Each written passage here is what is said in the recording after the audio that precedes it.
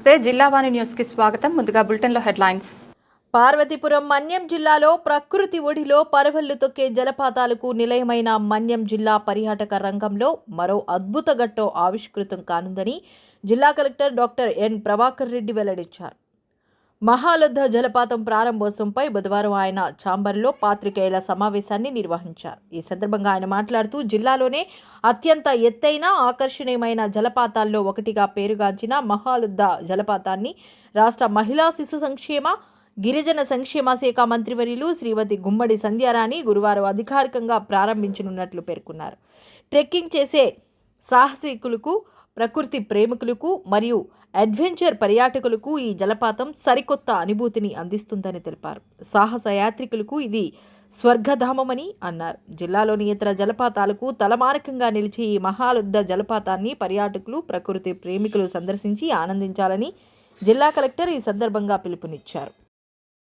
మన్యం జిల్లాలో మరొక అద్భుతమైన జలపాతాన్ని రేపు జిల్లా మంత్రివర్యుల చేతుల మీదుగా ఆవిష్కరించుకోబోతున్నాం. మహాలొద్ద అనేటువంటి ఒక అద్భుతమైనటువంటి జలపాతాన్ని రేపు మనం ప్రారంభించుకోనున్నాం. జిల్లాలో ఉన్నటువంటి అనేక జలపాతాలకు తలమానికంగా ఉండేటువంటి జలపాతం ఈ మహాలొద్ద జలపాతం. ఇది ట్రెక్కింగ్ చేయాలనుకునేటువంటి సాహసికులకి, అదేవిధంగా ప్రకృతి అందాలను ఇష్టపడేటువంటి ప్రజలకి, యాత్రికులకి, అడ్వెంచర్ ఇష్టపడేటువంటి వాళ్ళకందరికీ కూడా ఇది ఒక స్వర్గధామం లాంటిది. అద్భుతమైనటువంటి ఈ మహాలొద్ద జలపాతం చాలా ఎత్తైనటువంటి జలపాతం. ఇది ప్రకృతి ప్రేమికుల్ని ఖచ్చితంగా ఆకట్టుకుంటుంది. ఇక్కడ స్థానికంగా ఉన్నటువంటి గిరిజనుల యొక్క కమ్యూనిటీ డ్రివన్ టూరిజం కాన్సెప్ట్లో వాళ్ళ ఆధ్వర్యంలో వాళ్ళ చేత సౌకర్యాలు కల్పించబడి రేపు జిల్లాలో ప్రారంభానికి నోచుకోనుంది.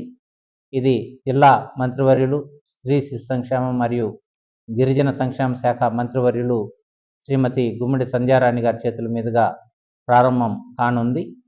ఇక్కడ స్థానికంగా ఉన్న గిరిజనులకు ఉపాధి కల్పించడంతో పాటుగా ఇక్కడ ఒక అద్భుతమైనటువంటి గెస్ట్ హౌస్ కూడా ఒకటి కట్టడానికి ప్రణాళికలు సిద్ధం చేయడం జరిగింది.